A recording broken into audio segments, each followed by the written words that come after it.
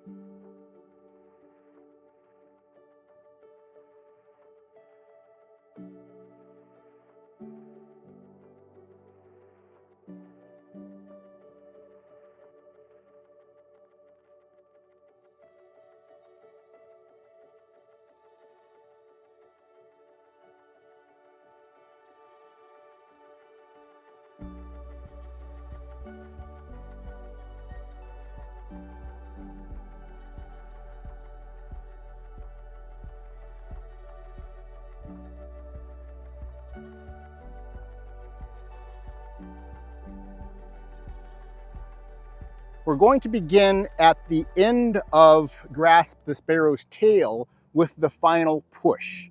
And we're going to move directly into the transition to single whip with a pivot inward, where my body is going to turn 90 degrees in and my right foot is going to turn in 90 degrees. So it's now facing forward towards the camera. The left palm is going to be facing my face, and the right arm is going to drop down in this position. Then we're going to shift the weight back, raising the right arm and beginning to form a crane's beak with the right hand. Then we're going to shift into empty stance as the body slowly rotates to my left. And then we're going to create a punch out with the crane's beak. Following that punch out, we're going to step out onto the heel in a shoulder width stance. We're going to shift forward, and then we're going to turn the palm out as we complete single whip.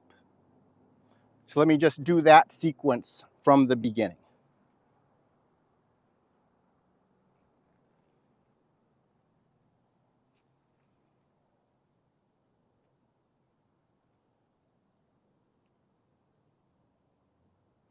Then we are going to move into cloud hands, shifting back, bowing the right palm and arm out, and then shift back again to the left. We're going to step up, half step up, bringing the right foot towards the left foot, and then switch arms, turn back to the right, and step out behind with the left foot. Once the left ball of the foot is placed, we're going to press the heel of the left foot down while switching the arms, and then move again. Step up, switch as we press the heel of the right foot down, turn and step. Press the heel down as we switch arms again, turn again, and then we're going to step up, and this time raise the right hand as we place the ball on the ground, shift back, preparing for the crane's beak and stepping out into single whip. And then we're going to punch out with the crane's beak, step out, shift, and then complete the single whip palm strike. From the end of single whip, we're going to do a half step up, bringing the right palm to the right ear. We're going to begin to shift back and then shift into empty stance. And then we are going to push down with the left ball of the foot, projecting the right hand out at a slight angle up and bringing the left palm in towards the belly, but not touching the belly. That is going to be high pat on horse, and that's going to complete the sequence. And now let's get into some more of the details.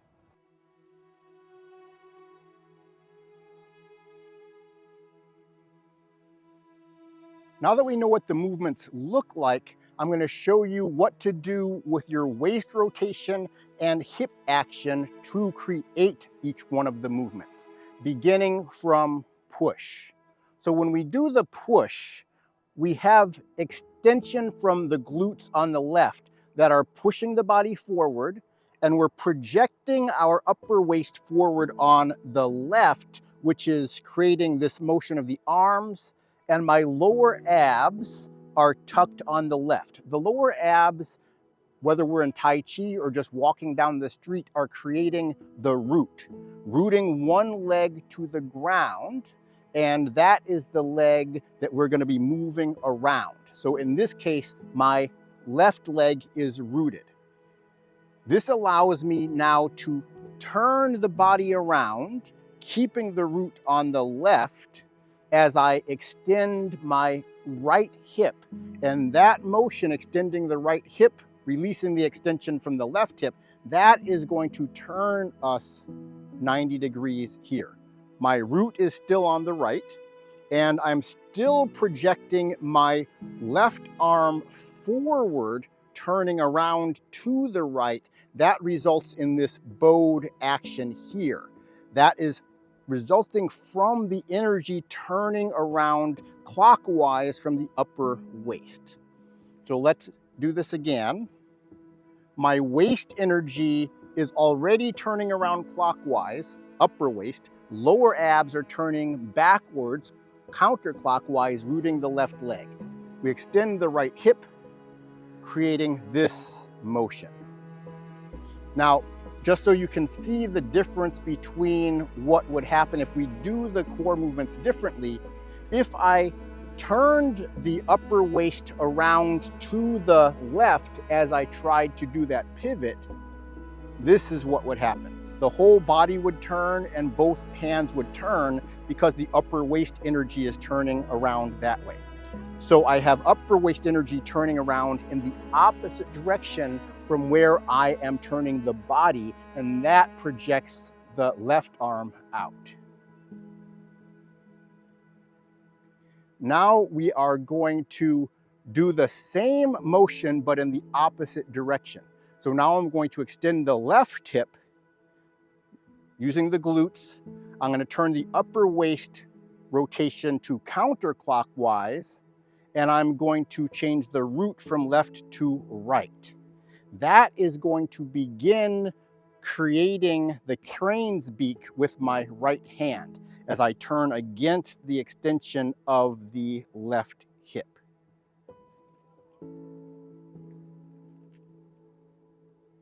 That brings us to this position. Upper waist turning to the left, root turning to the right, extending the left hip. I'm now going to flex the left hip and turn the upper waist to the right, creating this empty stance. And then I am going to extend the left hip to project the arm out.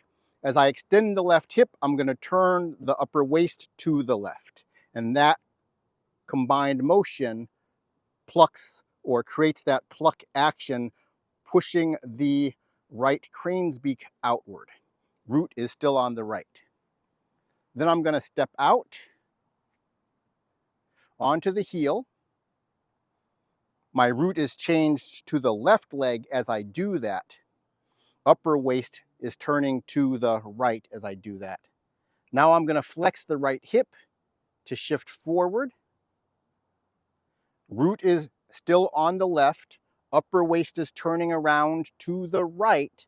And then I change my right hip flexion. I just moved forward by flexing the right hip. I extend the right hip, and that pushes the palm outwards. So if we look at the flexion of the hip here as I do that motion, I'm flexing my right hip as I turn my root to the left and my upper waist to the right. And that's what creates this motion here. By changing that hip flexion to hip extension, it projects the palm outward now in a more yang fashion. So that's the end of single whip.